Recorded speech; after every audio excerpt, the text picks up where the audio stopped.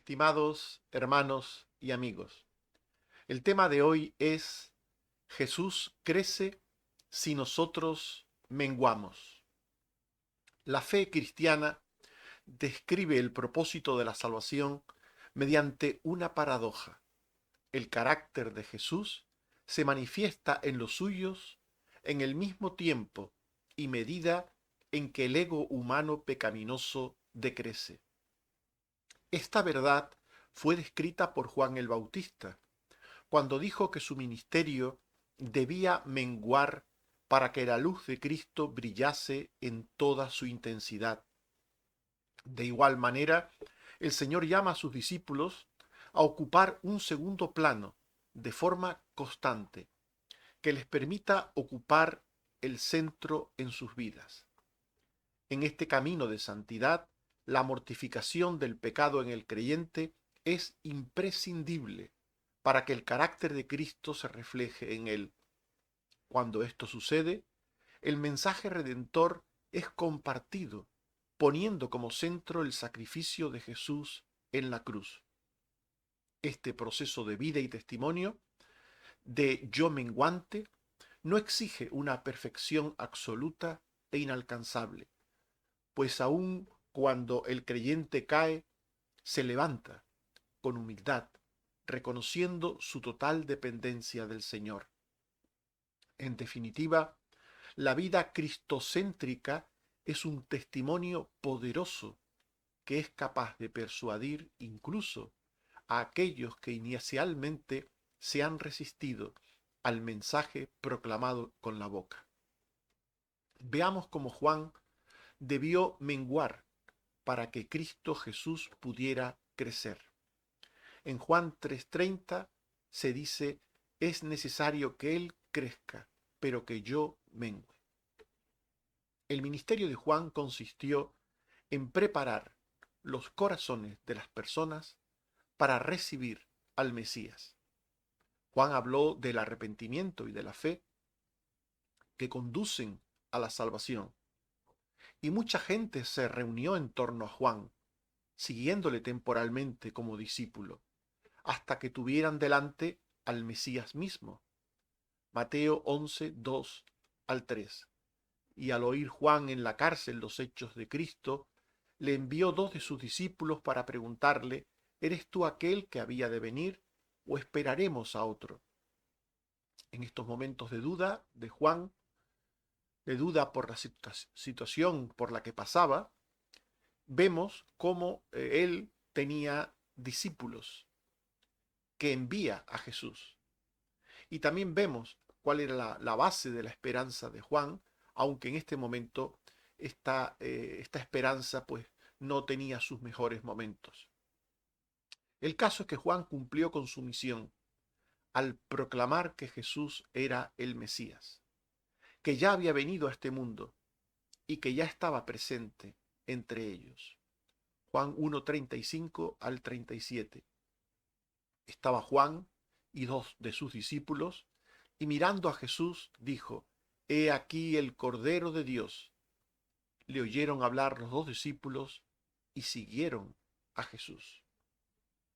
Así que pues Juan continuó con su mensaje y continuó aún después de que Jesús comenzase su ministerio. Durante un poco de tiempo más, Juan siguió proclamando que el Mesías había de venir, que el Mesías estaba ya de hecho presente, para seguir llevando personas a recibir a Jesús como el Mesías y para hacerlo con fe y con arrepentimiento. Juan 3, 22 al 23. Vino Jesús con sus discípulos a la tierra de Judea y estuvo allí con ellos y bautizaba. Juan bautizaba también en Enón y venían y eran bautizados. Por tanto, Juan hizo su ministerio, cumplió con su ministerio y eh, durante un poco tiempo eh, ese ministerio de Juan fue de forma paralela al de Jesús. Fue llevando discípulos a Jesús, fue llevando discípulos a que creyeran en Jesús y a que siguieran a Jesús. De hecho, los primeros discípulos de Jesús fueron previamente discípulos de Juan, que habían sido instruidos por él sobre la naturaleza redentora del Mesías. Juan 1, 40 al 42. Andrés, uno de los que habían oído a Juan y habían seguido a Jesús, halló a su hermano Simón y le dijo: hemos hallado al Mesías, y le trajo a Jesús. Por tanto, los primeros discípulos de Jesús, enseñados y enviados por Juan, creían en él como el Mesías redentor, como el Mesías anunciado y prometido por los profetas. Juan 1, 43 al 45. Jesús halló a Felipe y le dijo: sígueme. Y Felipe halló a Natanael y le dijo: hemos hallado a aquel de quien escribió Moisés y los profetas, a Jesús. Estos textos son muy interesantes porque nos muestran lo que creían aquellos primeros discípulos de Juan, que después fueron discípulos de Jesús, y también nos muestra cómo recibieron de parte de Juan el mensaje del advenimiento del Mesías de una forma clara y precisa. Hemos hallado a aquel de quien escribió Moisés y los profetas, a Jesús. Con qué claridad aquellos hombres tenían en sus corazones, en sus mentes, que el Mesías que había de venir era Jesús, porque así lo decían los profetas, porque así también Juan lo había anunciado. Además, Juan sabía que el Mesías bautizaría con el Espíritu Santo, y Juan decía esto a sus discípulos, aclaraba este asunto. Lucas 3:16, Juan dijo: yo bautizo en agua, pero viene uno más poderoso que yo, él los bautizará en Espíritu Santo y fuego. Juan indicaba que su obra era una obra, de alguna manera, que contenía símbolos, su bautismo era un símbolo, y su obra era la de preparar el camino al Señor. Pero el Señor mismo, cuando viniera, él vendría en el poder del Espíritu Santo. Y con ese poder quebrantaría los corazones y haría una obra de nuevo nacimiento en ellos. La salvación misma vendría con Jesús. Y esto Juan lo dejaba muy claro. Así pues, llegó un momento en el que Juan entendió que su ministerio como precursor podía estorbar al Mesías. Durante un tiempo estuvo solo como precursor, después estuvo paralelamente con Jesús, y viendo los acontecimientos, viendo las cosas como sucedían, Juan se dio cuenta que la gente seguía mayoritariamente ya a Jesús, y por tanto lo que había que hacer era evitar que la gente confundiese al precursor, a Juan, con el Mesías, a Jesús. Estaba el peligro de que la gente no tuviera claro quién era el precursor y quién era el Mesías. Mateo 9:14. Entonces vinieron a él los discípulos de Juan diciendo: ¿por qué nosotros y los fariseos ayunamos muchas veces y tus discípulos no ayunan? Esta pregunta que le hacen a Jesús muestra cómo la gente no tenía claro en algún momento cuál era el lugar de Juan y cuál era el lugar de Jesús. Y esta actitud de duda y de confusión pues no convenía a los planes de Dios sobre la salvación. Y aunque Juan había insistido en muchas ocasiones en que él no era el Mesías, Juan esto lo había dejado muy claro. Juan 3:28, vosotros sois testigos de que dije: yo no soy el Cristo, sino que soy enviado delante de él.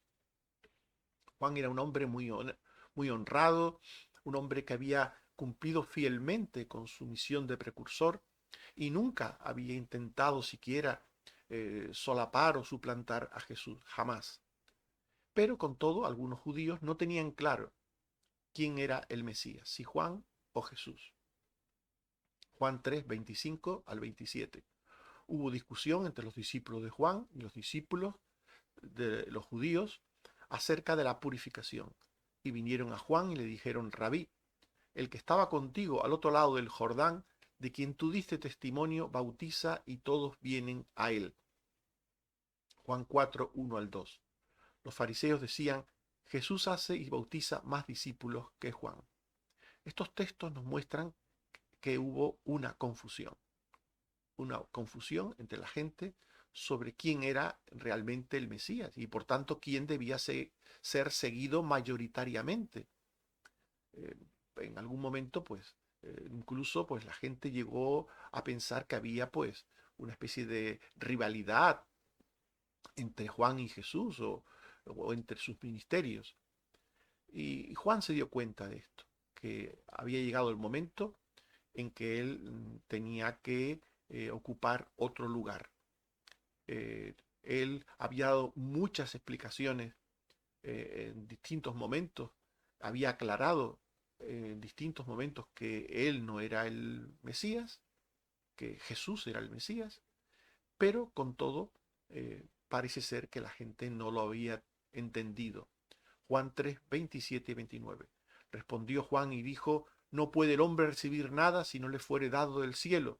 El que tiene la esposa es el esposo, mas el amigo del esposo está a su lado, le oye, se goza del esposo. Así pues, mi gozo está cumplido. Juan dice que él es como el amigo del esposo, que Jesús es el esposo, es el protagonista de aquella boda, eh, comparando su obra y su ministerio con una boda. Él es el esposo, él es el protagonista, no yo soy el amigo del esposo. Yo solamente vengo a abrirle camino, a abrirle paso. Por tanto, Juan fue un hombre muy honesto, dejando clara en muchas ocasiones su posición, su lugar, para no eclipsar a Jesús. Pero, con todo, como he dicho, la gente no lo entendió bien y la gente se confundía. Y para evitar futuras confusiones, en un momento determinado de su ministerio, Juan se propuso disminuir su ministerio público, para que la gente percibiera a Jesús como el Mesías, para que la gente tuviera claro que Jesús era el Mesías. Y es entonces cuando estas palabras de Juan 3, 30 al 32 fueron dichas por Juan. Es necesario que Él crezca, pero que yo mengüe. El que de arriba viene es sobre todos. El que es de la tierra, cosas terrenales habla. El que viene del cielo es sobre todos. Y lo que vio y oyó, esto testifica. Y nadie recibe su testimonio. Por tanto, Jesús dice que es el Cristo en muchas ocasiones a la gente. Juan dice que Jesús es el Cristo también en muchas ocasiones. La gente no lo entiende y Juan el Bautista tiene que decir: es necesario que Él crezca, pero que yo mengue. No era suficientemente claro el mensaje para la gente, o quizás la gente, por cuestiones humanas, tenía la tendencia a errar y a no percibir la verdad bien. El caso es que Juan decidió echarse a un lado. Y esto nos habla de cómo el verdadero siervo de Dios, cuando se da cuenta de que alguien tiene la fe puesta en él, pues el verdadero siervo de Dios guía a esa persona para que ponga la fe solo en Jesús y nada más que en Jesús, como el único Salvador. Un siervo de Dios nunca puede eclipsar al Señor, nunca puede recibir una gloria que no le corresponde a él, sino al Señor. Los seres humanos son dados a poner la fe en el hombre, en los maestros, en los que predican el Evangelio, en definitiva, en el hombre. Pero el verdadero siervo de Dios no quiere esto, no busca gloria humana. Busca que toda la gloria sea para Dios, que toda la gloria sea para el Hijo. Juan 3, 35 al 36. El Padre ama al Hijo y todas las cosas ha entregado en su mano. El que cree en el Hijo tiene vida eterna, pero el que rehúsa creer en el Hijo no verá la vida, sino que la ira de Dios está sobre él. Un verdadero siervo de Dios sabe que solo en Cristo hay salvación, solo en Cristo. En el hombre no hay salvación, ningún tipo de salvación. Por tanto, no se puede arrebatar la gloria a Cristo. No se puede quitar la atención de las personas en Cristo y ponerlas en uno mismo o en otro. Ni en uno mismo ni en otro. No podemos hacerlo. Y Juan era un verdadero siervo de Dios y sabía que toda la atención de la gente debía estar en Cristo. Por eso el verdadero siervo de Dios enaltece al Señor y busca perder cualquier sobreestima ilegítima que la gente le haya atribuido, para que no haya duda de que la fe debe estar solo en Jesús y nunca, nunca en el siervo humano. Marcos 1:7. Y predicaba diciendo: viene tras mí el que es más poderoso que yo, a quien no soy digno de desatar encorvado la correa de su calzado. Con estas palabras humildes, Juan quería poner la mirada de las personas en Cristo y solo en Cristo. De igual manera a lo que hizo Juan, el creyente debe menguar para que Cristo pueda crecer en él. Jesús debe crecer en el corazón y en la vida del creyente. Así como su ministerio debía crecer y decrecer el ministerio de Juan, también en el plano redentor, en el plano salvífico, en la vida de cada creyente, Jesús debe crecer en el corazón y en la vida del creyente. Juan 3:30. Es necesario que Él crezca, pero que yo mengue. El propósito de nuestra salvación es la restitución de la imagen de Dios. Cuando Dios hizo al ser humano, lo hizo a su imagen y semejanza. Y esa imagen y semejanza fue perdida en Adán. En Adán entró el pecado, y con el pecado la imagen de Dios quedó desvirtuada en el ser humano.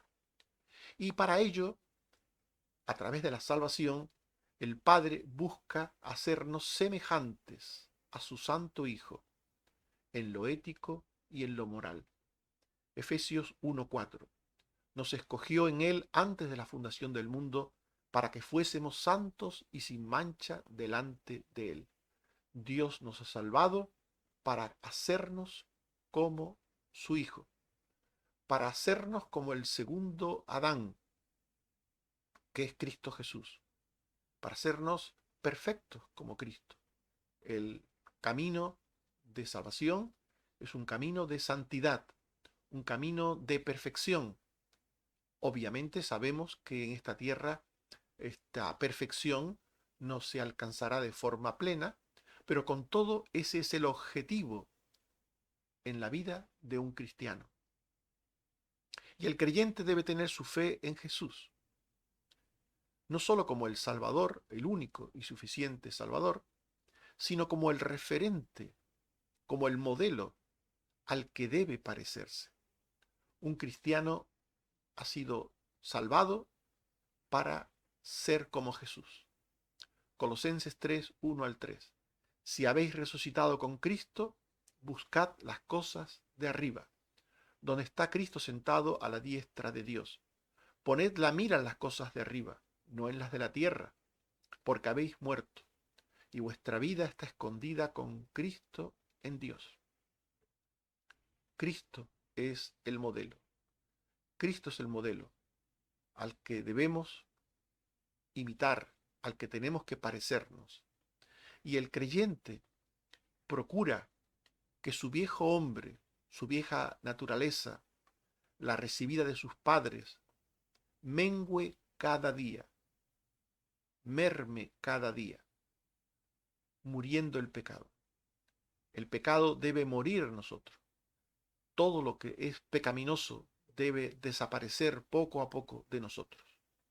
Esto es fundamental para que Cristo en nosotros crezca, para que Cristo en nosotros sea la nueva naturaleza. Es como si Cristo fuera una vid, una planta que tiene que dar fruto en una tierra donde hay malas hierbas. Si la vid está rodeado de malas hierbas, no puede crecer. La mala hierba absorbe la humedad del agua, los nutrientes de la tierra y le quita fuerza a la vid. El pecado, el viejo hombre, impide que nuestra nueva naturaleza crezca, se desarrolle y dé fruto.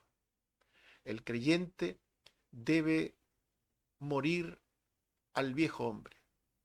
Sus malas hierbas deben desaparecer para que la vid crezca. Colosenses 3, 5 y 9. Haced morir lo terrenal en vosotros: fornicación, impureza, pasiones desordenadas, malos deseos y avaricia, que es idolatría. No mintáis los unos a los otros, habiéndoos despojado del viejo hombre con sus hechos. El creyente debe ver cómo su vieja naturaleza muere, desaparece poco a poco, para que así la nueva, a la medida y estatura de Cristo, crezca y se desarrolle. Por tanto, el creyente debe procurar que Cristo crezca en él, y para ello menguar en su yo pecaminoso carnal. Colosenses 3, 10 y 12 al 13. Y revestidos del nuevo, el cual conforme a la imagen del que lo creó se va renovando hasta el conocimiento pleno, vestíos como escogidos de Dios, santos y amados, de entrañable misericordia, de benignidad, de humildad, de mansedumbre, de paciencia, soportando unos a otros y perdonando unos a otros. Este texto nos habla de que el creyente debe mostrar en su vida el fruto del Espíritu. Este carácter descrito aquí, con estas virtudes que hemos leído, nos hablan del carácter de Cristo. El creyente debe estar revestido del nuevo hombre. El creyente debe tener a Cristo viviendo en él a través del fruto del Espíritu. La imagen de Cristo debe estar en el creyente. Debe estar en el creyente. Y estará y será un mensaje vivo para el mundo. 2 Corintios 5, 16 al 17 y 20. De manera que nosotros de aquí en adelante a nadie conocemos según la carne. Y aun si a Cristo conocimos según la carne, ya no lo conocemos así. De modo que si alguno está en Cristo, nueva criatura es. Las cosas viejas pasaron, y aquí todas son hechas nuevas. Así que somos embajadores en nombre de Cristo. El creyente que de verdad está creciendo a la nueva vida y muriendo a la vieja, es una nueva criatura. Y esto es lo que muestra al mundo, que es una nueva criatura. Que el estar en Cristo le ha cambiado, le cambia diariamente, le hace distinto, le hace mejor, le hace como Jesús. Y este es un mensaje vivo y fuerte para el mundo. Si decimos al mundo que somos cristianos con la boca, pero no acompañamos a ese mensaje de la boca con el mensaje de la vida, la gente no termina de creer en lo que decimos con la boca, porque lo que decimos con palabras debe ser avalado con hechos. Los hechos hablan poderosamente, hablan más poderosamente que las mismas palabras. Por eso un creyente en el que muere cada día el viejo hombre y nace cada día o vive cada día el nuevo hombre a la imagen de Cristo, ese creyente transmite un mensaje poderoso al mundo. Si Jesús está en nosotros, crecerá en nosotros en el entorno donde vivimos y testificamos. Si Jesús está en nosotros, le llevaremos. La mejor manera de llevar a Jesús a los demás, a los que no conocen a Jesús, es llevándole en nuestros corazones, llevándole en nuestras vidas, mostrándole en nuestras vidas.